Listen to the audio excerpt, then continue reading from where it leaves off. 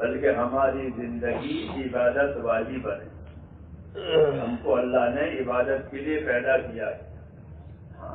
اور عبادت سمجھانے کے لیے اللہ نے ہزاروں رسول دنیا میں بھیجے ہیں تاکہ وہ دنیا میں آ کر لوگوں کو اللہ کی عبادت اور اطاعت سمجھائیں. کیوں کہ اللہ کا راضی ہونا ضروری ہے. سب سے بڑی چیز کیا ہے کہ سب سے بڑی چیز اللہ کا راضی ہونا ہے. وَرِضْوَانٌ مِّنَ اللَّهِ أَكْبَرُ وَرِضْوَانٌ مِّنَ اللَّهِ أَكْبَرُ کہ اللہ کا راضی ہو جانا یہ سب سے بڑی بات ہے. کہ اللہ راضی ہو گیا کہ کام ہو گیا. عیسیٰ علیہ السلام سے کسی نے پوچھا کہ سب سے زیادہ خطرناک چیز، سب سے زیادہ ڈرنے کی چیز کیا ہے؟ تو عیسیٰ علیہ السلام نے یہ جواب دیا کہ اللہ کا ناراض ہونا، اللہ کا غضبناک ہونا. کہ اللہ غضبناک ہو گئے، اللہ ناراض ہو گئے کہ ساری حالت تہس نہس ہو جائے گی. کہ اللہ کی ناراضگی کہ طاقتوروں کی کمر توڑ دے گی. ہاں اللہ نے کچھ ہم نے کتنوں کی کمریں توڑی ہے. کم قسمنا من قریۃ بطرت معیشتها فتلک مساکنہم کہ کتنے بستی والے ہیں جو اکڑ میں تھے. اللہ فرماتے ہیں ہم نے ان کی کمر توڑ دی، وہ قیامت تک نہیں اٹھیں گے. کمر ٹوٹ جاتی ہے تو جانور نہیں چل سکتا. انسان ہو کے جاندار ہو تو کمر ٹوٹ گئی. تو اللہ فرماتے ہیں ہم نے ان کی کمر توڑ دی ہے، اب وہ قیامت تک نہیں اٹھیں گے.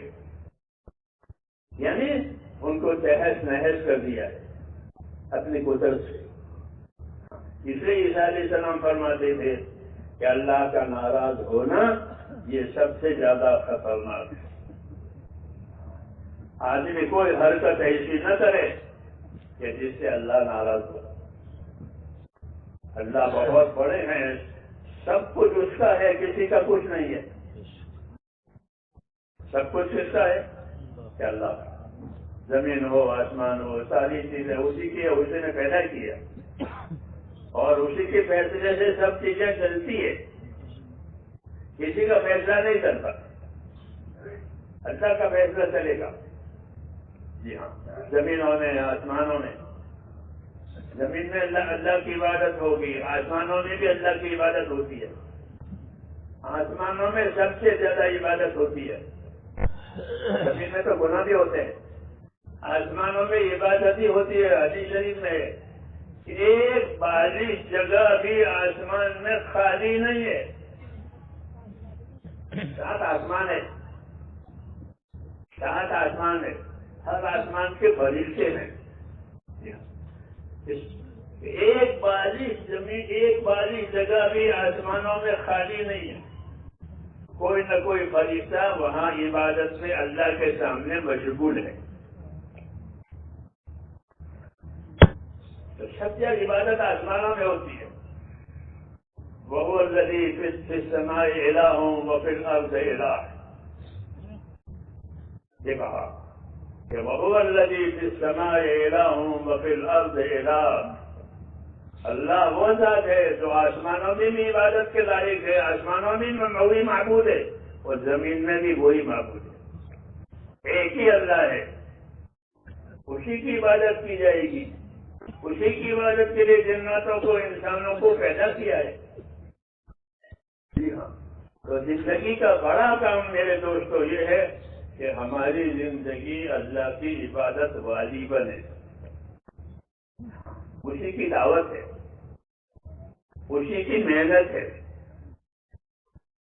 اور کچھ لینا نہیں ہے دنیا والوں سے. اس محنت کے ذریعے سے، اس دعوت کے ذریعے سے کسی سے کچھ نہیں لینا ہے. حاکموں سے حکومت نہیں لینی، مالداروں سے مال نہیں لینا ہے، زمینداروں سے زمین نہیں لینی ہے، کسی سے کچھ نہیں لینا ہے. بلکہ ہم کو اللہ نے ایک کام کے لیے پیدا کیا ہے، وہ ہے عبادت. ہم اللہ کے عبادت گزار بندے بن جائیں.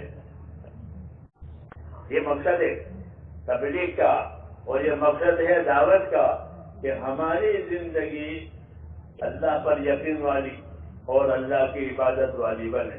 اللہ پر یقین کہ جو ہوگا اللہ سے ہوگا, اللہ کے غیر سے کچھ نہیں ہوگا. موت ہو, حیات ہو, تندرستی ہو, بیماری ہو, محبت ہو, دشمنی ہو, جتنے حالات ہیں وہ سب اللہ پیدا کرے گا, کوئی کچھ نہیں کر سکتا. جو اللہ چاہے گا وہ ہوگا, جو نہیں چاہے گا وہ نہیں ہوگا. الا لہ الخلق والامر, فرمایا مخلوق بھی اس کی ہے, فیصلہ بھی اس کا ہے. مخلوق اللہ کی ہے, یہ سب پیدا کیا اللہ نے, اور فیصلہ یہ فیصلہ بھی اللہ کا. اللہ کے مخلوق میں اللہ کا فیصلہ چلے گا, کسی کا نہیں چلے گا. اگر راحت کا فیصلہ کرے تو سب کو راحت مل جائے, مصیبت کا فیصلہ کرے تو سب پر مصیبت آ جائے. کسی کا نہیں چلے گا, اللہ کی چلے گی. یہ سمجھایا کہ سارے خزانے, ساری چابیاں وہ اللہ کے ہاتھ میں ہے. راحتوں کی ہو, مصیبتوں کی ہو, سب چیزیں کہ اللہ تعالیٰ کے قبضے میں ہے.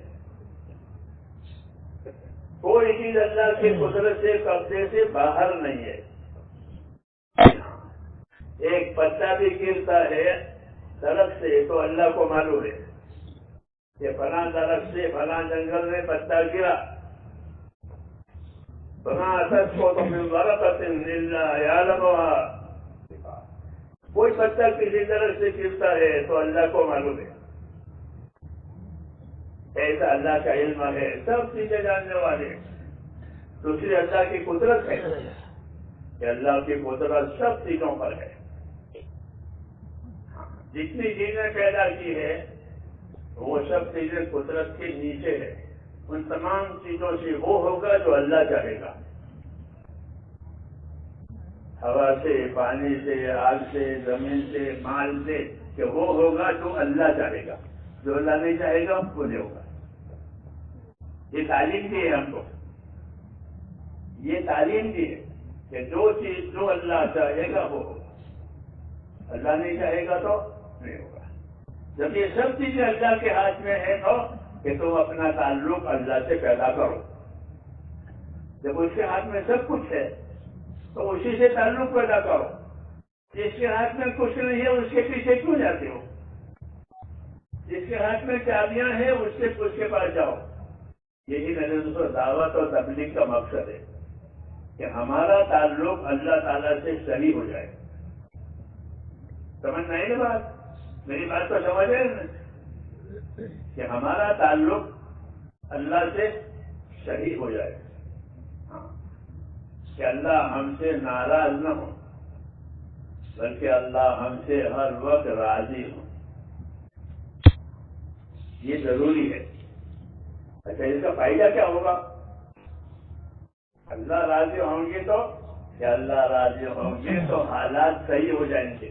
آج لوگ حالات سے پریشان ہیں. ہاں, ہر طبقہ اپنے حالات سے پریشانیوں میں ہے. یہ کیوں؟ یہ اللہ کے ناراض ہونے کی نشانی ہے کہ اللہ ناراض ہے, اس لیے حالات بگاڑ دیے ہیں. حضور صلی اللہ علیہ وسلم جب مدینہ منورہ تشریف لے گئے ہجرت کر کے, اور لوگوں سے آپ کا ملنا ہوا, لوگوں نے آپ کا استقبال کیا, تو وہاں آپ نے ایک بیان فرمایا تھا. پہلا بیان کہاں؟ ہاں, یاد رکھو کہاں بیان ہوا؟ مدینہ میں. پہلا بیان ہوا ہجرت میں. تو اس بیان میں کیا فرمایا تھا؟ وہ بیان کتابوں میں ہے. بیچارے مسلمان کتابیں پڑھتے نہیں ہیں. ہاں, کتابیں نہیں پڑھتے, دین کی باتیں نہیں پڑھتے, دین سے بے خبر ہے, اللہ رسول کی باتوں سے بے خبر ہے. دعوت و تبلیغ اس لیے ہے کہ ہم اللہ کی طرف سے ہم پر کیا کیا ذمہ داریاں آتی ہے اس سے ہم واقف ہو جائیں.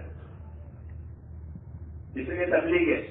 تبلیغ خالی نکل جانے کے لیے نہیں ہے بلکہ اپنی ذمہ داریوں کو سمجھنے کے لیے تبلیغ ہے کہ مجھ کو اللہ نے پیدا کیا ہے, مجھ کو اللہ نے دین دیا ہے, میری کیا ذمہ داری ہے. ہاں, ذمہ داریوں کے سمجھنا اور ذمہ داری سمجھ کر اپنے آپ کو اس کا پابند کرنا, اس کا نام تبلیغ. تو میں وہ مدینہ منورہ کی بات کر رہا تھا کہ آپ نے مدینہ منورہ پہنچ کر کے لوگ آپ کے استقبال کے لیے, آپ کے ملاقات کے لیے مشتاق تھے, تیار انتظار ہو رہا تھا. تو آپ کا وہاں پہنچنا ہوا, پھر آپ نے ان لوگوں سے باتیں کی. وہ پہلی بات ملاقات کے وقت میں وہ کیا بات تھی؟ وہ بات یہ تھی کہ من اصلح ما بینہ و بین اللہ اصلح اللہ ما بینہ و بین خلقہ. یہ فرمایا, اور بھی باتیں فرمائی تھی. یہ ایک بات تھی جو اس مجمع میں ہمیں کہنی ہے. جی ہاں, کیونکہ آپ نے مجمع میں کہی ہے. جی ہاں, تو یہ بھی ایک سنت کہ جو بات آپ نے مجمع سے وہاں کہی ہے وہ بات ہماری زبان سے بھی اور ہمارے کانوں سے بھی ہم سن لیں. ہاں, ذمہ داری کی بات ہے. تو وہ بات یہ تھی کہ من اصلح ما بینہ و بین اللہ اصلح اللہ ما بینہ و بین خلقہ. حضرت رحمۃ اللہ علیہ نے حیات الصحابہ لکھی ہے. ہاں, اس میں بھی یہی بات ہے. کیا مطلب ہے اس کلام کا؟ اس میں رسول صلی اللہ علیہ وسلم نے رہبری فرمائی ہے ہماری. حالات سے لوگ پریشان ہوتے ہیں ہر زمانے میں, ہر طبقہ پریشان ہوتا ہے ہر زمانے میں. ہاں, تو اس کا کیا علاج ہے؟ تو وہ علاج کی طرف اشارہ ہوا ہے کہ من اصلح ما بینہ و بین اللہ اصلح اللہ ما بینہ و بین خلقہ.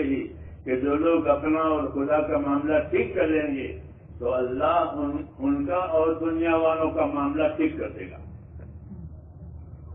اس میں آسان بات ہے کہ جو لوگ اپنا اور خدا کا معاملہ ٹھیک کر لیں گے کہ اللہ ہم سے ناراض نہ ہو, بلکہ اللہ نے جو ذمہ داریاں ڈالی ہیں وہ ہمارے ہاتھ سے پوری ہو جائے.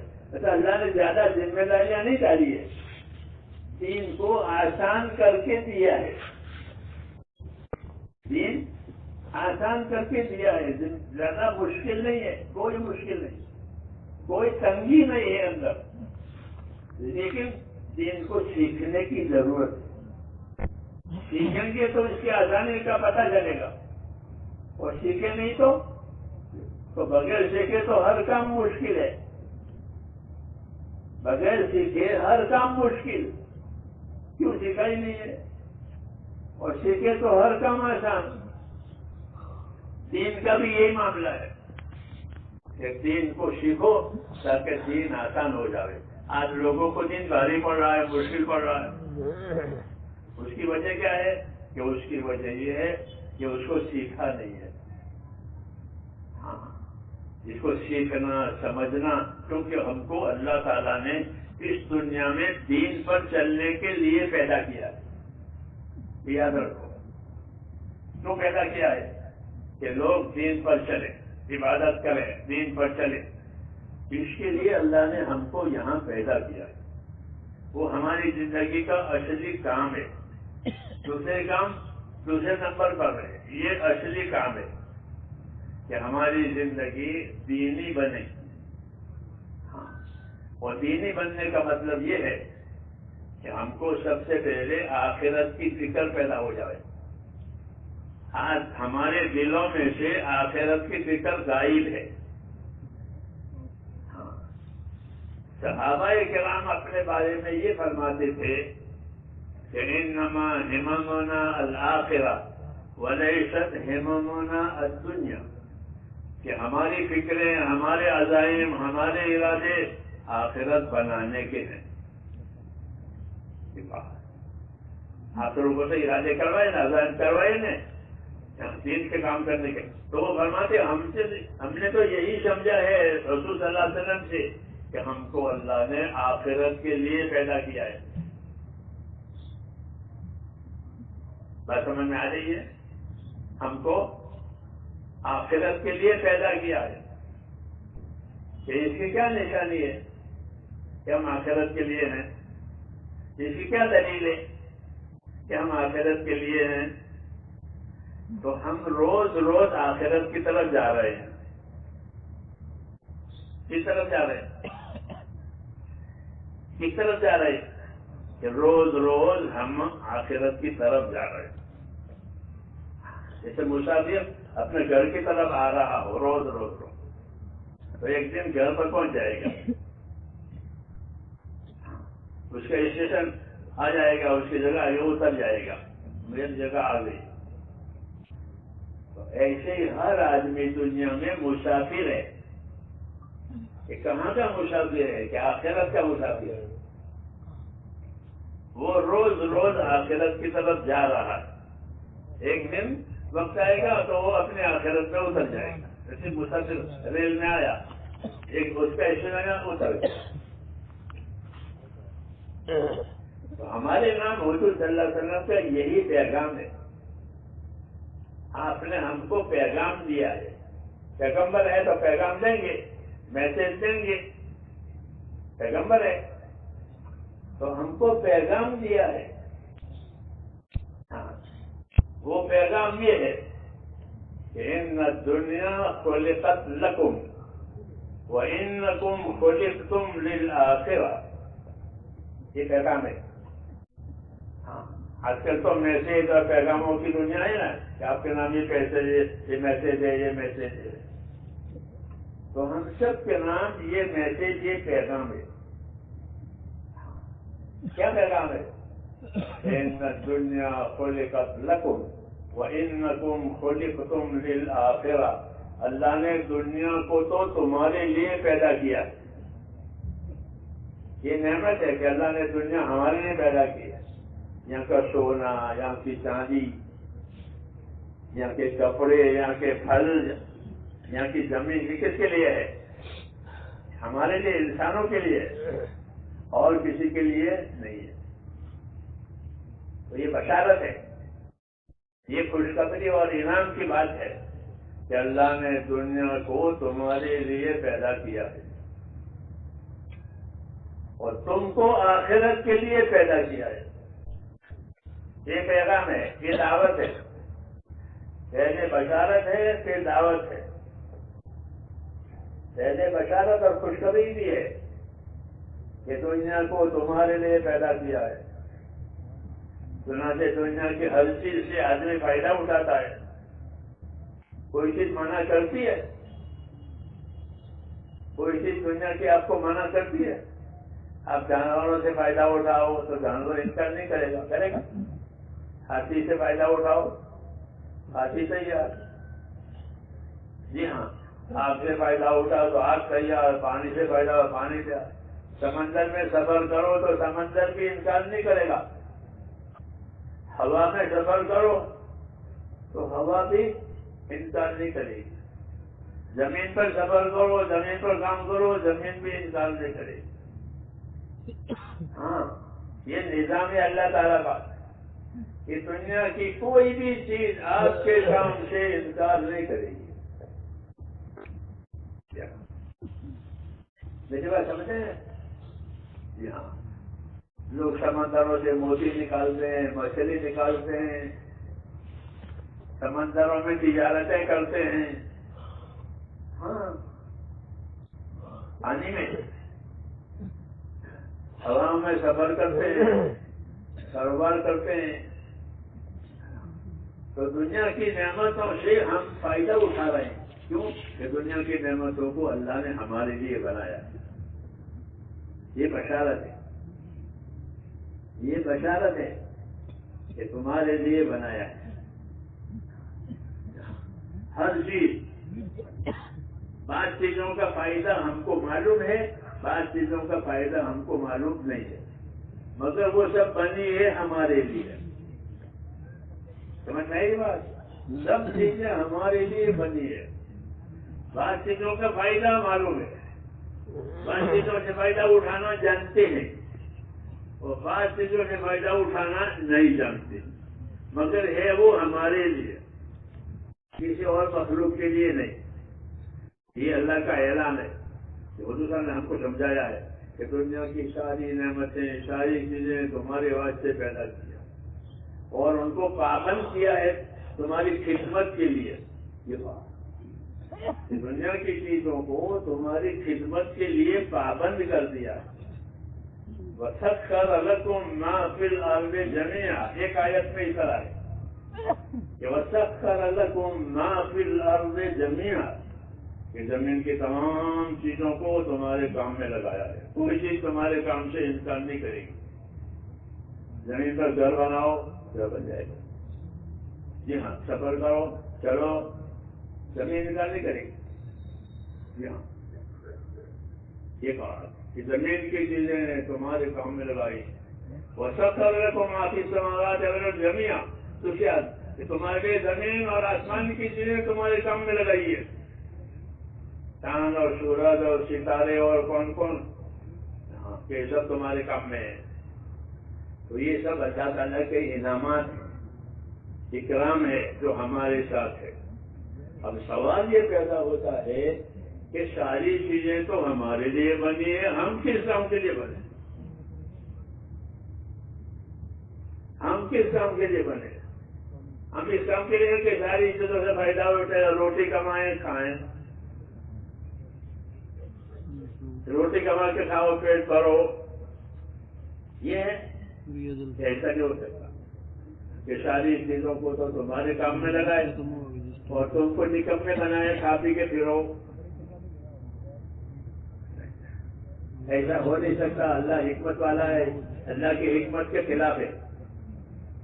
ہاں، اس لیے کہ ساری چیزوں کو تو تمہارے کام میں لگایا ہے، تمہارے پیدا کی ہے، اور اللہ نے تم کو اپنے لیے پیدا کیا ہے.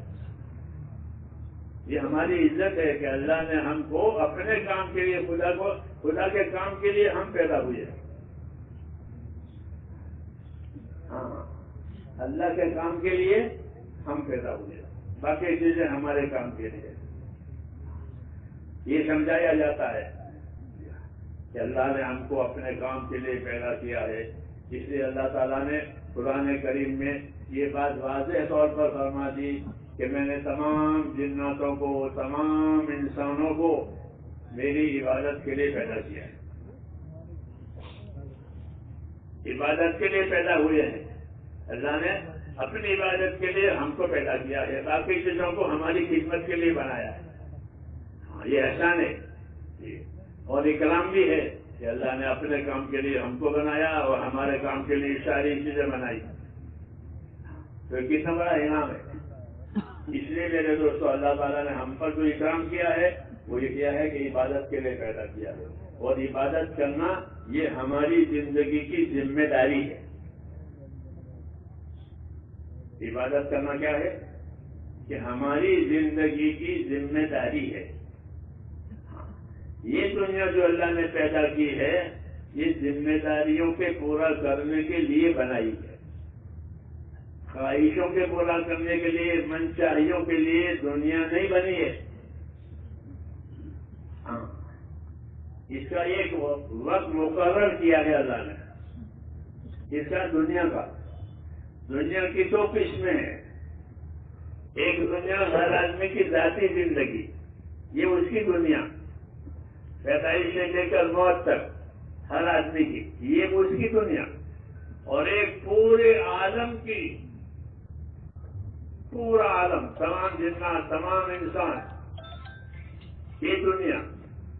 دونوں کے لیے وقت مقرر ہے. ہمارے لیے وقت مقرر ہے کہ ہر آدمی اپنی موت تک رہے گا. جب موت آئی ختم ہو گیا. یہ انفرادی. اور ایک اجتماعی موت کہ تمام دنیا کو اللہ تعالیٰ ایک وقت ختم کریں گے. کوئی بچے گا نہیں. وہ اجتماعی موت ہے، یہ انفرادی موت ہے ہر آدمی کی. ہر آدمی کی انفرادی موت، اس کی انفرادی قیامت ہے. جو مرا اس کی قیامت قائم ہو گئی، جو مرا اس کی قیامت قائم ہو گئی. من مات فقد قامت قیامت ہو، جو مرا اس کی قیامت قائم ہو گئی انفرادی. اور اجتماعی قیامت آئے گی جب اصلاح دن سور ہو گئی. یہ اجتماعی ہے، سمجھ نہیں. اجل مسمہ کہتے ہیں مقررہ دو. ایک ہر آدمی کی ذاتی زندگی، اس کا ایک مقرر ہے، اور ایک پورے عالم کی زندگی وہ اس کا وقت مقرر ہے. مطلب اس کی تاریخ اللہ نے کسی کو نہیں بتائی کہ قیامت کب آئے گی. تو وہ اللہ کے پاس ہے، اللہ ہی جانتا ہے، اللہ نے کسی کو بتایا نہیں. تو یہ دو چیزیں ہیں، ہر آدمی کی موت اور دنیا کی موت. یہ اللہ کا فیصلہ ہے، یہ اللہ نے طے کیا ہے. یہ کیوں طے کیا ہے؟ کہ اللہ تعالیٰ نے جو زندگیاں لوگوں کو جینے کے لیے دی ہے، ان زندگیوں میں انہوں نے کیا کیا کیا ہے، کیا کیا ذمہ داری پوری کی ہے، کیا کیا گناہ کیے ہیں، اس کا نتیجہ دکھانے کے لیے اللہ تعالیٰ نے یہ کیا کہ ہر آدمی کی موت پر اس کی ذاتی زندگی کا نتیجہ اس کے سامنے آ جائے گا. اس کی موت آئی کہ اس کے سامنے نتیجہ آئے گا. یہ انفرادی. اور جب قیامت آئے گی تو سارے انسانوں کی زندگیوں کا نتیجہ ان کے سامنے آ جائے گا. یوم تبلی السرائر. یہ قیامت کے دن وہ دن ہوگا کہ تمام چھپی چیزیں کھل جائیں گی. کس نے کیا کیا ہے؟ تو یہ دو وقت ہے، ایک اپنی ذاتی زندگی کی موت اور ایک قیامت کی. تو ان دونوں کی ہم کو اللہ نے خبر دی ہے تاکہ ہر آدمی اپنے نتیجے کے بارے میں فکر مند رہے کہ میری زندگی کا ایک نتیجہ آئے گا، موت آئے گی. اس میں مجھ کو اپنی زندگی کا حساب کتاب دینا ہے، اور اس کی جگہ ہوگی اس کی قبر. اس کی جگہ کیا ہوگی؟ کہ اس کی قبر. اس کی قبر میں اس کے سامنے انفرادی طور پر آ جائے گا. یہ تو ہر آدمی کی انفرادی زندگی دیکھنے کے لیے کہ اس نے کیسی زندگی گزاری ہے، وہ ہے قبر کی زندگی. انفرادی اکیلا ہوگا اپنی قبر میں اور دیکھے گا. نماز ایک طرف ہے، اگر نماز ادا کی ہے تو نماز کلمے والا ہے، ایمان والا ہے تو کلمہ اس کے سر کی طرف ہوگا قبر میں.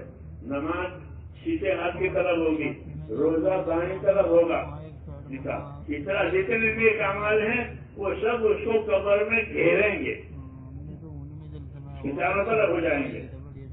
کیوں؟ تاکہ اس پر اللہ کا عذاب نہ آئے، قبر کا عذاب نہ آئے. اس لیے اس کے اعمال اس کی حفاظت کریں گے. یہ حدیثوں میں بتایا گیا. اس لیے ہر آدمی کو اپنے قبر والی زندگی کی فکر کرنے کی دعوت کی ہے. سمجھ میں آئی بات؟ اپنی دعوت دی ہے کہ اپنے ایمان کو مضبوط کرو، اپنی عبادتوں کو صحیح کرو، لوگوں کے ساتھ کے تعلقات کو بھی صحیح کرو. ان سب چیزوں کو صحیح کر کے پھر جاؤ. یہی تبلیغ ہے. تبلیغ کا یہی مقصد ہے کہ ہمارا معاملہ اللہ تعالیٰ سے بھی صحیح ہو جائے اور اللہ کی مخلوق سے بھی صحیح ہو جائے. سمجھ میں آئی بات؟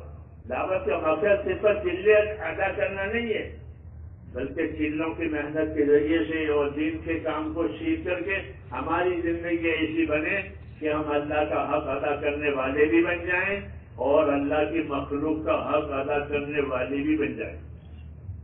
یہ تبلیغ کا مقصد ہے. اس دنیا کو میرے بھائیوں اللہ نے حقوق ادا کرنے کی جگہ بنایا ہے کہ یہاں حقوق لوگوں پر آئیں گے. ماں باپ کے حقوق، پڑوسی کے حقوق، ایک دوسرے کے حقوق آتے ہیں. یہ دنیا حقوق ادا کرنے کی جگہ ہے اور آخرت بدلہ پانے کی جگہ ہے. سمجھ نہیں بات؟ تو جو حقوق ادا کر کے جائے گا اس کا جانا صحیح ہوگا اور وہ موت پر خوش ہو جائے گا. کیوں؟ سارے حقوق ادا، اللہ کا حق آیا وہ بھی ادا ہوا، رسول کا حق آیا وہ بھی ادا ہوا، قرآن شریف کا حق آیا وہ بھی ادا ہوا، پھر بندوں کے حقوق آئے وہ بھی ادا ہوئے. تو اس کی زندگی بھی خوش اور اس کی موت بھی خوش، وہ اپنی موت پر خوش ہو جائے گا۔ دعوت اور تبلیغ اسی کے لیے ہے کہ ہم کو ان تمام چیزوں کے بارے میں معلومات ہو جائیں، ہم واقف ہو جائیں اور واقف ہو کر کے اس پر عمل کرنے والے بن جائیں۔ اس لیے لوگوں کو دعوت دیتے ہیں کہ 4 مہینے اللہ کے راستے میں نکلیں گے تو پتہ چلے گا کہ ہمارے اوپر کیا کیا حق ہے۔ ابھی تو اپنی ضرورت جانتے ہیں، راحت جانتے ہیں اور کچھ نہیں جانتے۔ کچھ کھانا ہے، کمانا ہے، کپڑے بنانا ہے، گھر بنانا ہے، وہ تو ٹھیک ہے، یہ تو ضرورت ہے، اور ضرورت کا تعلق موت تک ہے۔ ضرورت کا تعلق کہاں تک ہے؟ کہ موت تک۔ موت آئی تو تمام ضرورتوں کا مسئلہ ختم ہوگا، اب کوئی ضرورتیں نہیں، ختم۔ لیکن جو چیز ختم نہیں ہوگی وہ تو موت کے بعد ظاہر ہوگی۔ جو چیز موت کے بعد ظاہر ہوگی وہ ختم نہیں ہوگی۔ جی ہاں، اس لیے ہر آدمی کو پابند کیا گیا ہے کہ وہ اپنی موت کے بعد آنے والی زندگی کے بارے میں فکر کرے۔ وَلْتَنْظُرْ نَفْسٌ مَا قَدَّمَتْ لِغَدٍ، وَلْتَنْظُرْ نَفْسٌ مَا قَدَّمَتْ لِغَدٍ۔ ہر آدمی سوچا کرے کہ میں نے آنے والی زندگی کے لیے کیا تیاری کی ہے۔ ایک زندگی مجھ کو ابھی بھی ہے، ماں کے پیٹ میں سے نکال کر، پھر ایک دنیا میں سے نکال کر قبر میں، اور قبر میں سے نکال کر قیامت میں، اور قیامت میں سے نکال کر آخرت میں۔ یہ زندگی بہت لمبی ہوگی۔ موت سے لے کر قیامت تک کا زمانہ بہت لمبا ہے۔ موت سے لے کر قیامت تک کا زمانہ بہت لمبا، پھر قیامت کا زمانہ تو وہ بھی بہت لمبا، پھر قیامت کے بعد آخرت ہے کہ وہ بہت لمبا۔ لیکن لوگ آج اس کو بھول گئے ہیں۔ کیا ہو گیا؟ یہ بھول گئے ہیں، حالانکہ یہ بات ہر آدمی کے سامنے آنے والی ہے، کوئی اس سے بچے گا نہیں۔ یہ دور ہر ایک کے سامنے، تو دعوت اور تبلیغ کے ذریعے سے میرے دوستوں یہ بات چاہی جاتی ہے کہ ہر مسلمان اپنی آخرت کے بارے میں فکر کرے، اور آخرت کی تیاری کرنے کے لیے اللہ نے ہم کو دین دیا ہے۔ کیا دیا ہے؟ جیسے دنیا کے گزارے کے لیے مال دیا ہے، دنیا میں گزارے کے لیے مال دیا ہے، ایسے ہی آخرت کی زندگی میں کامیاب کرنے کے لیے دین دیا ہے۔ اس لیے وہ دین اپنی زندگیوں میں لانا ہے۔ ایک تو دین کو جاننا ہے، وہ الگ ہے، اور ایک اپنی زندگی میں لانا ہے۔ یہ دین ہماری زندگیوں میں آئے، جس طرح دوا اندر جائے، بدن میں جائے تو وہ فائدہ دے گی، اور باہر ہے وہ تو فائدہ نہیں۔ یہ دوا اس کام کے لیے، یہ دوا اس کام کے لیے، یہ تو ہے، لیکن وہ جب اندر جائے گی تو وہ نفع دے گی۔ آنکھ کی دوا آنکھ کو نفع دے گی، پیٹ کی دوا پیٹ کو دوا۔ اسی طرح میرے بھائیوں یہ چاہا جاتا کہ دین ہماری زندگیوں میں آئے تو پھر وہ دین ہم کو فائدہ دے گا، اور دین باہر ہے تو جسے دوا باہر ہے، تو دوا باہر ہے تو کیا فائدہ ہوگا؟ اور دوا آنکھ کی دوا آنکھ میں گئی، آنکھ ٹھیک ہو جائے گی۔ اس لیے مولانا یوسف صاحب رحمۃ اللہ علیہ ایک مثال دیتے تھے کہ جس طرح دواؤں کا اندر جانا ضروری ہے فائدہ حاصل ہونے کے لیے، ایسے دین کا زندگیوں میں آنا ضروری ہے۔ سب سے پہلے ایمان دلوں میں آوے، ایمان دلوں میں آوے، لا الہ الا اللہ محمد الرسول اللہ، یہ ہمارا ایمان ہے۔ کہ نہیں، اس کلمے کو پڑھا کرو، حدیثوں میں اس کلمے کو کثرت سے پڑھا کرو، کم سے کم روزانہ 100 مرتبہ پڑھے اس کو۔ کتنا بتاؤ تو کیا ملے گا؟ ہاں، یہ بھی جاننا ضروری، کیونکہ آدمی نے مجھے کیا ملے گا تو شوق ہوگا اس کو، اور یہ کہ ہم سے کیا لینا کیا دینا، تو کہ روزانہ جو آدمی لا الہ الا اللہ کو 100 مرتبہ پڑھے گا تو کل قیامت میں وہ اس طرح اٹھے گا کہ اس کا چہرہ 14 رات کے چاند کی طرح چمکدار ہوگا۔ کتنی بڑی بات ہے 100 مرتبہ پڑھنا مشکل ہے؟ لا الہ الا اللہ، لا الہ الا اللہ، لا الہ۔ جی ہاں، تو اس کا یہ فضیلت بتائی کہ جو اس کو پڑھیں گے تو وہ قیامت وہ قبر سے اس طرح اٹھیں گے جس سے اللہ چاند کی طرح روشن ہوگا۔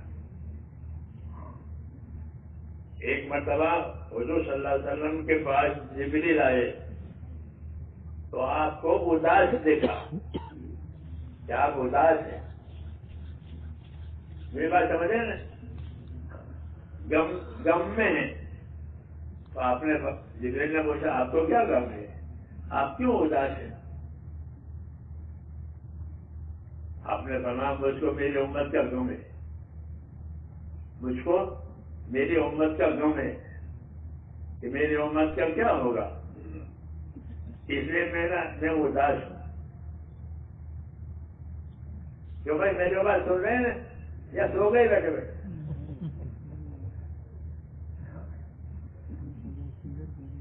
یہ ہماری باتیں جو ہے نا ساتھی باتیں کرتے ہیں نا، یہ سبق ہے۔ اجتماع کے معنی سبق یاد کر کے جانا، یہ مطلب ہوتا ہے اجتماع کا۔ جیسے مدرسوں میں سبق یاد کرتے ہیں بچے، ایسے بڑوں کے لیے یہ مدرسہ ہے، اور یہ باتیں بطور سبق کے ہیں کہ بھول جاؤ گے کوئی فائدہ نہیں ہوگا، یاد ہوگا تو فائدہ ہوگا۔ ہاں، بھول گیا برباد، اس لیے ان باتوں کو یاد رکھنا ہے۔ تو آپ کو اداس پایا کہ آپ اداس ہیں، تو آپ نے فرمایا مجھ کو میری امت کا غم ہے کہ ان کا کیا ہوگا آخرت میں، دنیا تو گزر جائے گی۔ جی ہاں، تو حضرت جبریل علیہ السلام نے کہا ہمارے ساتھ چلو، اور آپ کو ایک قبرستان میں لے گئے۔ ایک قبر پر جا کر جبریل نے کہا کہ اٹھ جا اللہ کے حکم سے، تو موسیٰ نکلا قبر میں سے، کالا چہرے والا، ہائے ہائے کرتا ہوا۔ ایک آپ کو واپس چلا جا، تو واپس چلا گیا۔ پھر تو اسی قبر پر اس طرح کیا کہ اٹھ جا اللہ کے حکم سے، تو واپس وہ روشن چہرے والا اور پڑھا لا الہ الا اللہ، یہ دکھایا سمجھ نہیں نا بات؟ اور دیکھا کر یوں کہا کہ دیکھ لیا آپ نے ان کو؟ پھر فرمایا جو جس حالت میں زندگی گزارے گا اس حالت میں مرے گا۔ ایمان کے ساتھ اللہ کے حکموں کے ساتھ زندگی گزاری ہے تو وہ مرے گا، اور اٹھے گا تو نور والا اٹھے گا، نورانی، ایمان کا نور، عبادت کا نور۔ جی ہاں، یہ اس کی زندگی میں ہوگا۔ جی ہاں، اور یہ نہیں ہے تو پھر کالا ہوگا۔ بس یہ لوگ جیسی زندگی گزاریں گے ویسے اٹھیں گے۔ کیونکہ آپ اداس تھے کہ میری امت کا کیا حال ہوگا، کوئی بتایا تو کیا مطلب ہوا کہ اب رہبری ہو گئی کہ اپنی زندگیوں کو صحیح کریں گے تو دنیا کی زندگی کے حالات بھی صحیح ہوں گے اور آخرت کے حالات بھی صحیح ہوں گے۔ جب قبر میں اٹھے گا تو نورانی ہوگا۔ یہ جبرائیل علیہ السلام نے آپ کو بتا کر پھر آپ کے ذریعے سے ہم کو یہ بات پہنچی، آپ کے ذریعے سے یہ حدیثیں ہم کو پہنچی ہے۔ کیوں؟ تاکہ ہم اپنی زندگی کا رخ صحیح کریں۔ حضرت عمر رضی اللہ تعالیٰ عنہ لوگوں سے یہ کہتے تھے کہ یاد رکھو جیسی زندگی گزارو گے ویسے مرو گے، جیسی زندگی گزارو گے ویسے مرو گے، اور جیسے مرو گے ویسے قبروں سے اٹھو گے۔ یہ حساب کتاب ہے۔ اس لیے دعوت دی ہے کہ اپنی زندگی ہمیں ایک تو ایمان والی بنانی ہے۔ کیسے بنانی ہے؟ کہ ہمارا تعلق اللہ تعالیٰ سے صحیح ہو جائے، اللہ ہم سے ناراض نہ ہو، کیونکہ اللہ کے ہاتھ میں سب کچھ ہے۔ کہ اللہ ناراض ہو گیا پھر کچھ نہیں ہے، زمین آسمان سب ہمارے خلاف ہو جائیں گے، کیوں؟ اللہ ہی ناراض ہے۔ جب اللہ ناراض ہوتا ہے تو ساری مخلوق بھی ناراض، ہاں، اور اللہ راضی ہوتے ہیں تو ساری مخلوق بھی راضی۔ اس لیے میرے دوستوں ہم کو یہ بات سمجھائی ہے کہ اللہ کو راضی کرنے سے سارے حالات صحیح ہو جائیں گے، اور اللہ کو ناراض کرنے سے سارے حالات برباد ہو جائیں گے۔ اس لیے یہ دیکھنا ہے کہ اللہ کس سے راضی ہے، تو ایک تو اللہ ایمان سے راضی ہے۔ کس سے راضی ہے؟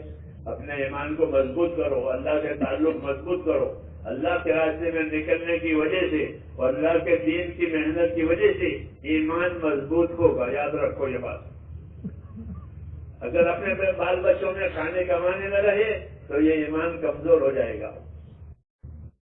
بعض مرتبہ موت کے جھٹکے کی وجہ سے آدمی اپنا ایمان کھو دیتا ہے اور دنیا سے بے ایمان جاتا ہے، موت کا جھٹکا لگتا ہے۔ اس نے کہا کہ اپنے ایمان میں قوت پیدا کرو۔ کیا پیدا کرو؟ اپنے ایمان میں قوت پیدا کرو، اللہ کے تعلق کو مضبوط کرو۔ اللہ کا تعلق مضبوط ہوتا ہے اللہ کے حکموں پر چلنے سے۔ جتنا ہمارا چلنا اللہ کے حکموں پر ہوگا اتنا ہمارے ایمان میں قوت آئے گی، اللہ کا خوف پیدا ہوگا، اللہ کی رحمت کی امیدیں اندر پیدا ہوگی، دعاؤں میں قبولیت ہوگی، عبادت میں جی لگے گا۔ یہ ساری چیزیں اس سے پیدا ہوتی ہے۔ اس لیے دعوت کا یہ جو راستہ ہے اور دعوت کی جو یہ محنت ہے اس سے یہ باتیں پیدا ہوتی ہیں۔ اس لیے لوگوں کو یہ بات کہی جاتی ہے کہ دین کی محنت کرو تاکہ زندگیوں میں دین آوے، یعنی ایمان میں قوت آوے، ہماری عبادتیں صحیح ہو جاوے۔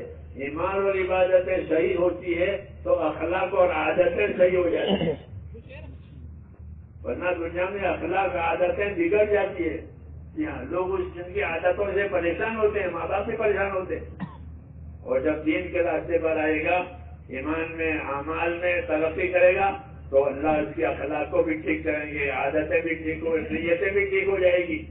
ساری چیزوں کی بہتری اللہ نے اپنے دین میں اور دین کی محنت میں رکھی ہے، یہ یاد رکھو۔ ساری خیر اللہ نے دین میں رکھی ہے اور دین کی محنت میں رکھی ہے۔ جیسے کھیتی کے لیے کھیتی کی محنت، تجارت کے لیے تجارت کی محنت، مزدوری کی محنت، ایسے دین کے لیے دین کی محنت۔ کہ دین کی محنت نہیں ہوگی تو دین کا نفع نہیں سامنے آئے گا۔ یہ کوئی زمین پر محنت نہ کرے تو زمین سے کیا لے گا؟ تجارت پر محنت نہ کرے تو تجارت سے کچھ نہیں ملے گا۔ لوگ اپنی چیزوں پر، تجارتوں پر، زمینوں پر محنت کر کے اس کا نفع لیتے ہیں۔ دین پر محنت کریں گے تو پھر دین کا نفع آئے گا۔ حدیثوں میں ہے کہ دین کی محنت ضرور کرو، علیکم بالجہاد فی سبیل اللہ، کہ دین کی محنت ضرور کرو۔ کہ کیا فائدہ ہوگا؟ فرمایا کہ دین کی محنت کرو گے تو اللہ تمہارے غم کو اور پریشانیوں کو اٹھا لیں گے۔ ہاں، غم اور پریشانیاں دور کرنے کا یہی راستہ ہے کہ دین کی محنت کرو۔ کہ دین کی محنت جنت کے دروازوں میں سے ایک دروازہ ہے، حدیثوں میں کہ دین کی محنت کر گیا گویا دروازے پر پہنچ گیا، جنت کے دروازے پر۔ کہ دین کی محنت ضرور کرو، کہ دین کی محنت جنت کے دروازوں میں سے ایک دروازہ ہے ایک، اور اللہ دین کی محنت کی وجہ سے تمہاری پریشانیوں کو اٹھا لے گا۔ آج لوگ پریشان ہیں، لوگ پریشان ہیں، حالانکہ ایمان ہمارے پاس ہے، ایمان میں تو برکت ہوتی ہے اور ایمان کی وجہ سے برکتیں ملتی ہے، ایمان کی وجہ سے دعائیں قبول ہوتی ہے، ایمان کی وجہ سے پریشانیاں ختم ہوتی ہے۔ لیکن چونکہ ہمارے ایمان میں قوت نہیں ہے، جی ہاں، باپ دادوں والا ایمان ہے، باپ دادے مسلمان تھے، ہم بھی مسلمان ہیں، تو وہی ہے پرانا۔ تو جس طرح زمین جائیداد باپ نے چھوڑی ہے، دادا نے چھوڑی ہے، اس پر گزارا نہیں کرتے لوگ، بلکہ اس کو بڑھاتے ہیں، بڑھاتے نہیں بڑھاتے۔ یہ تو ہمارے دادا کے زمانہ تھا، یہ ہم نے کیا، تو بھائی ایسے دین بھی دادا کے زمانے کا چلا آ رہا ہے کہ اس کو بڑھاؤ، اور بڑھانے کی کیا شکل ہے کہ دین کی محنت کرو۔ کیا کرو؟ تو پھر ایک دین بڑھے گا، اندر خدا کا خوف پیدا ہوگا، پہلی بات اندر۔ اور جس کے دل میں خدا کا خوف پیدا ہوا وہ برائیوں سے بچ جائے گا اللہ کے خوف کی وجہ سے۔ ہاں، خوف نہیں ہے تو آزاد ہو جاتا ہے، ڈرتا نہیں ہے. اس لیے اللہ کا خوف پیدا کرنا ضروری ہے تاکہ اللہ کی نافرمانی سے بچے, اللہ کی سزا سے بچے. تو اللہ کا خوف پیدا کرنے کا راستہ بھی یہی ہے کہ اللہ کے راستے میں پھرے اور اللہ کی باتیں سنیں. اللہ کی دو قسم کی باتیں ہوگی. ایک بات اللہ کی یہ ہوگی کہ فلاں عمل نیک ہے, اس لیے کرو گے تو کیا ملے گا, فلاں عمل برا ہے اس کی کیا سزا ہوگی. یہ باتیں اللہ کے راستے میں نکل کر سنائی جاتی ہے کہ نیک عمل پر اللہ کیا کیا دیں گے اور گناہ والے عملوں پر اللہ کیا کیا سزا دیں گے. یہ اللہ کے راستے میں نکل کر سنائی جاتی ہے یہ باتیں. اس سے اندر قوت پیدا ہوتی ہے, خوف پیدا ہوتا ہے. اس کو فضائل کہتے ہیں. کیا کہتے ہیں کہ اللہ کے راستے میں نکل کر فضائل کو سنو کہ نماز چھوڑنے کا کیا وبال ہے اور نماز ادا کرنے کی کیا برکت ہے. کہ فجر کی نماز پڑھی تو فجر کی نماز پڑھنے پر کیا ملے گا. تو حدیث میں ہے کہ جس نے فجر کی نماز پڑھی تو اللہ اس کا ضامن ہے. کوئی آدمی کیس میں مقدمے ہوتا ہے ضمانت پر چھڑاتے ہیں اس کو, چھوڑاتے ہیں ضمانت پر چھوڑو اس کو. لوگ اس کے ضامن بنتے ہیں کہ یہ کچھ کرے گا نہیں, ہم ضامن ہیں. تو اللہ کہتے ہیں جو فجر کی نماز پڑھے گا وہ میری حفاظت اور ضمانت میں آ گیا. جس نے فجر کی نماز پڑھی وہ اللہ کی ضمانت اور حفاظت میں آ گیا. کتنا بڑا انعام ہے. اب یہ اللہ کی حفاظت میں زندگی گزارے گا, روز فجر کی نماز پڑھے گا, روز اللہ کی ضمانت اور حفاظت میں آیا. ہاں, یہ جو عمل ہم کرتے ہیں اس کا فضیلت, اس کی برکت, اس کا نتیجہ کیا ہے وہ جاننا ضروری ہے. یہ نماز مسلمان نماز پڑھیں گے, کیا پڑھیں گے کہ مسلمان 500 نمازیں ادا کریں گے کہ 500 نمازوں پر کیا انعام ملے گا. تو کہ بڑا انعام ملے گا. کیا ملے گا؟ بڑا انعام ملے گا نمازوں پر. کہ وہ بڑا انعام کیا ہوگا؟ یہ بڑا انعام یہ ہے انی معکم لئن اقمتم الصلاۃ وآتیتم الزکاۃ وآمنتم برسلی. اس سے بڑا کوئی انعام نہیں ہے. اللہ کہتے ہیں مسلمانوں سے کہ اگر تم نمازوں کے ادا کرنے والے بن گئے, زکات دینے والے بن گئے, میرے نبی کے طریقے پر چلنے والے بن گئے تو میں تمہارے ساتھ ہوں. اللہ کا ساتھ ہو گیا. اللہ سے بڑا کوئی نہیں, اللہ سے بڑا ساتھ دینے والا کوئی نہیں. یہ بڑا انعام ہے ایمان والوں کے لیے کہ وہ نمازیں کریں گے, ادا کریں گے, اللہ کہتا ہے میں تمہارے ساتھ.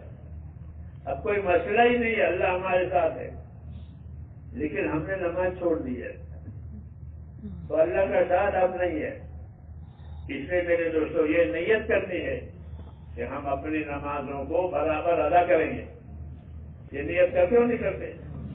ہاں, یہ دعوت ہے کہ نماز ادا کرنے سے بندہ اللہ کی حفاظت میں بھی آتا ہے اور بندے کے لیے اللہ کی مدد بھی ہوتی ہے, اور دعا بھی نماز پڑھنے سے قبول ہوتی ہے. ہاں, نماز پڑھنے کی وجہ سے دعاؤں میں قبولیت آتی ہے. اس لیے ہم کو اس کا حکم ہے اور یہ بڑا انعام ہے کہ انی معکم لئن اقمتم الصلاۃ وآتیتم الزکاۃ وآمنتم برسلی, کہ میں تمہارے ساتھ ہو جاؤں گا مدد کے لیے جب تم نمازیں قائم کرو گے, زکاتیں دو گے, رسول کے طریقے پر چلو گے. ہاں, اللہ نے مال دیا ہو تو زکات دے, دوسری دی ہے تو نمازیں ادا کرے, اور نماز ایسی ادا کرے کہ جو اللہ کو پسند آئے. ایک تو سر سے اترتی, کیسی سر سے اترتی تو اتر گئی, یہ نہیں سر سے اترتی نہیں. نماز نور والی, کیسی نماز نور والی. حدیث میں الصلاۃ و نور, نماز میں نور ہے, نماز میں نور ہے. دنیا میں ان آنکھوں سے نماز کا نور نظر نہیں آئے گا, یہ بتا دیتے ہیں آپ کو. ہاں, ان آنکھوں سے وہ نور نظر نہیں آئے گا. اس کے دیکھنے کے لیے دوسری نظر ملے گی. تو ہر آدمی قبر میں اپنی نماز کا نور دیکھے گا اگر ادا کی ہے تو. ادا کی ہے تو نماز کا نور وہ اپنی قبر میں دیکھے گا، کیونکہ الصلاۃ و نور، نماز میں روشنی ہے، نماز میں نور ہے، نماز میں روزی کی برکت ہے، نماز میں دعا کی قبولیت ہے، یہ سب نماز کے فائدے ہیں۔ اس لیے میرے دوستوں، ہماری زندگی کی ذمہ داریوں میں سے یہ ہے کہ ہم اپنی نمازوں کو صحیح پڑھیں۔ کیا کریں؟ صحیح پڑھیں۔ غلط کوئی چیز ہوتی ہے اس کی کوئی قیمت آتی نہیں ہے، جو چیز صحیح ہوتی ہے اس کی قیمت ملتی ہے، کھوٹی چیزیں ہیں اس کی قیمت نہیں ہوتی۔ اس لیے ہماری ذمہ داری ہے اللہ کے راستے میں نکل کر اپنی نمازوں کو صحیح کریں۔ بڑا فائدہ یہ ہے اللہ کے راستے میں نکلنے کا کہ آدمی اللہ کے راستے میں نکل کر نمازی بن جاتا ہے۔ کیا بن جاتا ہے؟ نمازی بن جاتا ہے۔ اچھی طرح 40 دن لگائے تو نمازی ہو گیا۔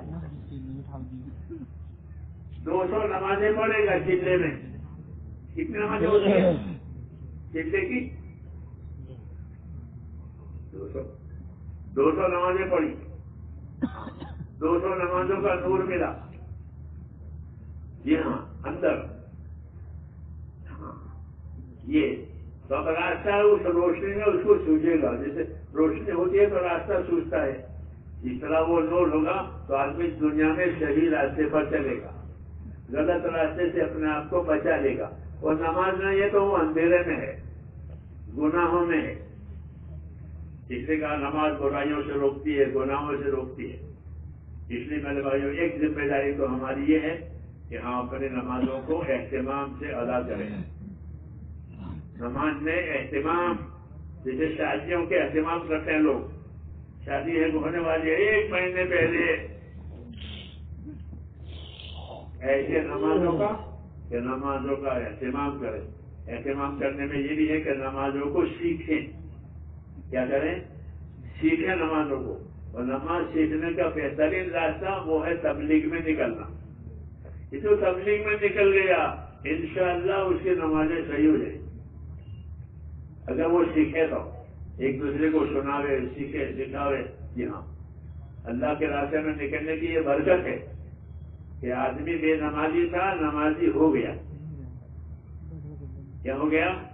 کہ نمازی ہو گیا۔ نماز اس کو مل گئی اللہ کے راستے میں۔ بعض لوگ ایسے ہوئے ہیں کہ انہوں نے اللہ کے راستے میں نماز نکل کر نمازی بن گئے، اور جو تبلیغ میں نکلنے سے پہلے جو نمازیں چھوٹی تھی وہ بھی ادا کر دی۔ ایسے اللہ توفیق دیتے ہیں۔ ہمارے قریب میں ایک جگہ ہے، وہ ایک ساتھی تو جماعت میں نکلا اور وقت لگایا باہر، مرتے وقت اپنے بھائی سے یوں کہا کہ ایک بہت بڑا مسئلہ تھا اور بڑی مشکل تھی، وہ آسان ہو گئی۔ کہ وہ کیا؟ کہ میرے ذمہ نمازیں باقی تھی۔ کتنی نمازیں؟ کہ 20 سال کی۔ کتنے؟ 20 برس کی نمازیں نہیں پڑھی۔ اب تبلیغ میں اگر پتہ چلا کہ 20 سال کی نمازیں کھوئی ہے، تو وہ روزانہ مغرب سے عشاء تک مسجد میں رہتا تھا، اپنی چھوٹی ہوئی نمازیں حساب کر کے پڑھتا رہتا تھا۔ تو کسی کو بتانے مرتے وقت اپنے بھائی کو بتایا، وہ جو 20 سال کی نمازیں چھوٹی ہوئی تھی الحمدللہ وہ پوری ہو گئی۔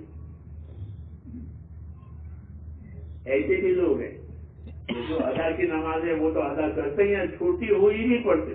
یہ کیا ہو رہا کہ اس کام کی برکت سے اللہ ایسی توفیق دیتے ہیں۔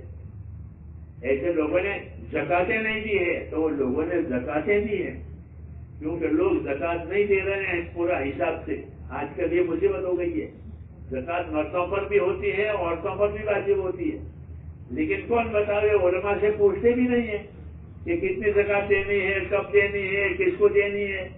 پیسے جمع کر کے رکھتے ہیں، پھر مرتے وقت چھوڑ کے جاتے ہیں۔ ان سے بڑا کوئی نقصان نہیں ہے کہ آدمی پیسے جمع کرے اور مرتے وقت چھوڑ جائے، اس کو اتنا پچھتاوا ہوتا ہے مگر وہ کسی کو بتا نہیں سکتا کہ مال چھوڑ دیا اور زکاتیں میں نہیں دی۔ اس میں میرے بھائیوں دعوت کا مقصد یہ ہے کہ جو چیزیں اللہ نے ہم پر فرض کی ہیں وہ فرض ادا ہو جاؤ. نماز ہو تو نماز، زکات ہو تو زکات، روزہ ہو تو روزہ، اللہ نے حج کی طاقت دی ہے تو حج. یہ اللہ کے فرائض ہیں. اللہ کے فرائض کا مطلب سمجھے، یہ اللہ کا حق ہے.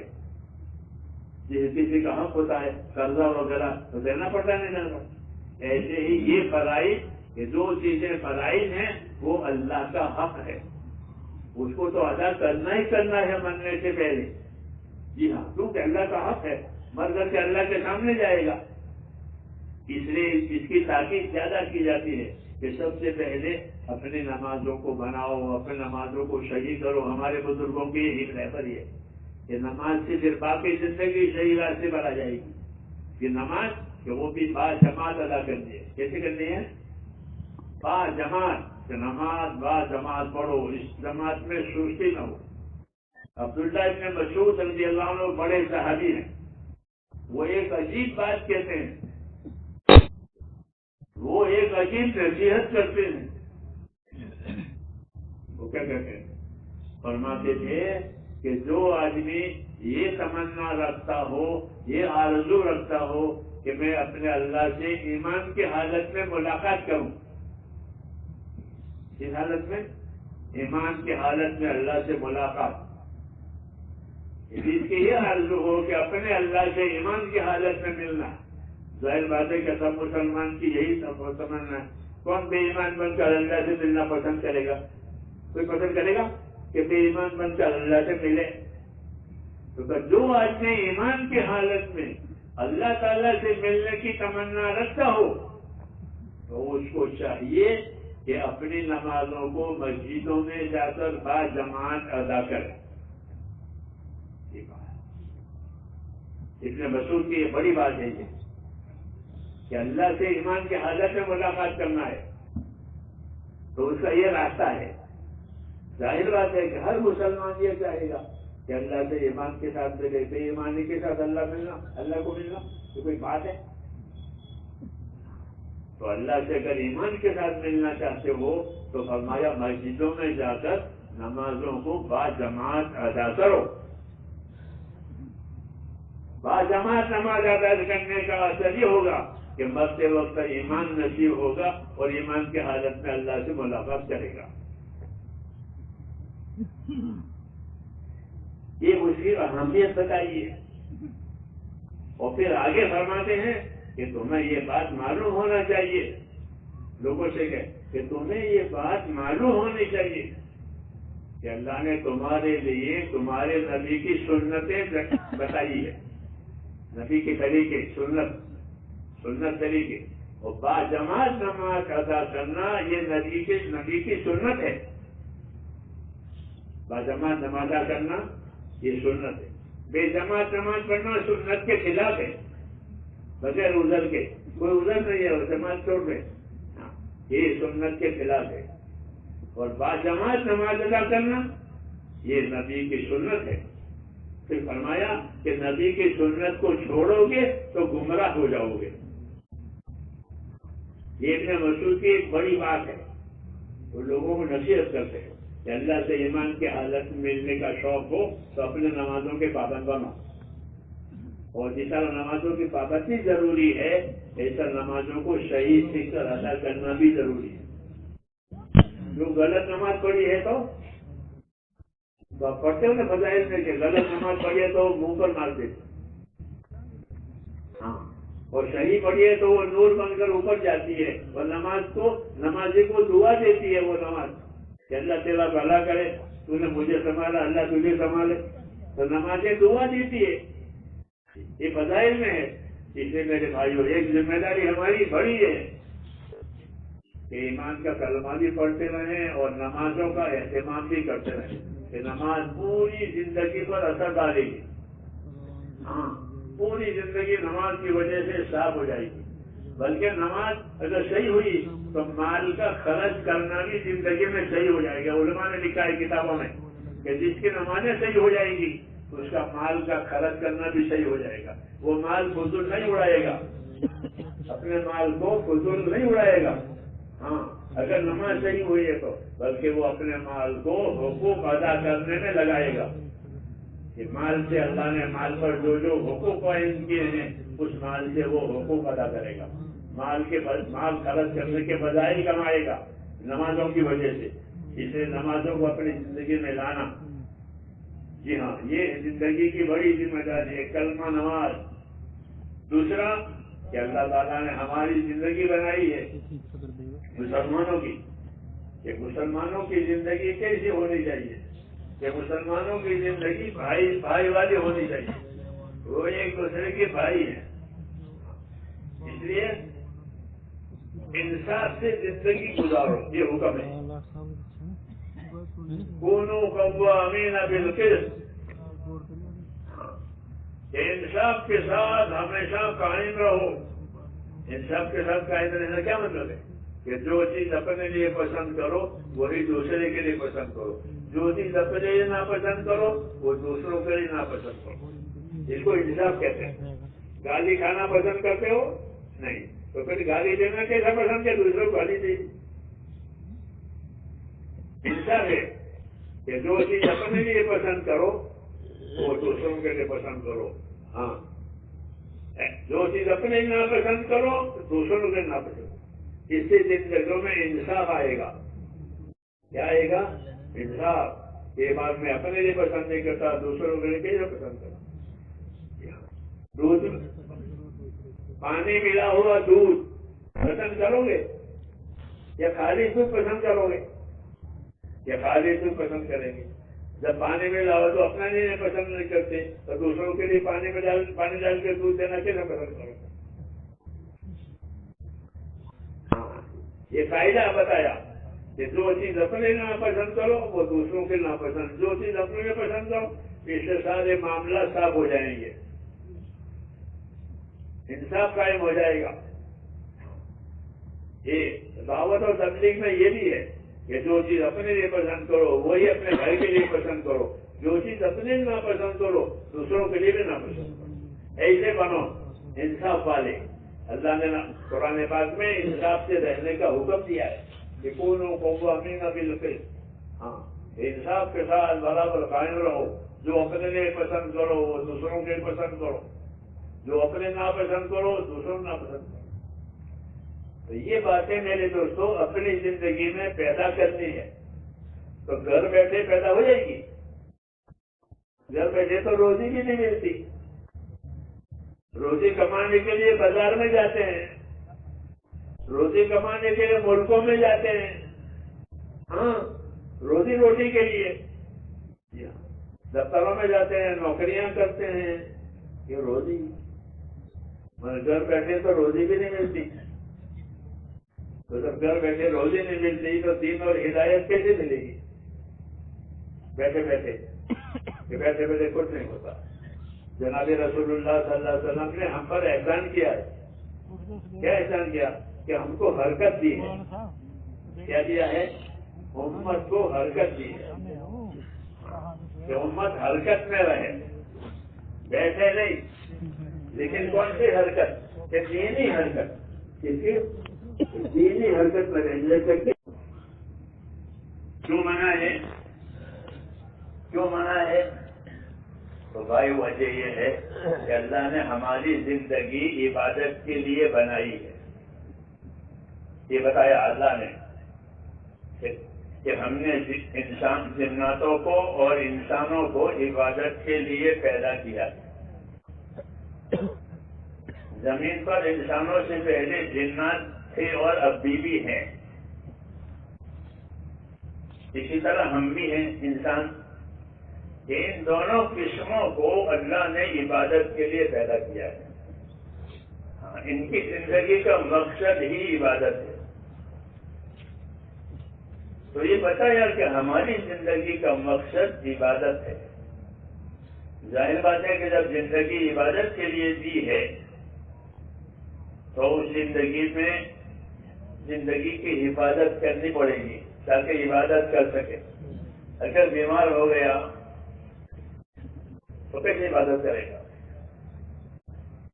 اس لیے علماء نے لکھا ہے کہ آدمی اپنی تندرستی کی حفاظت کرے تاکہ اللہ کے فرائض ادا ہو جائیں.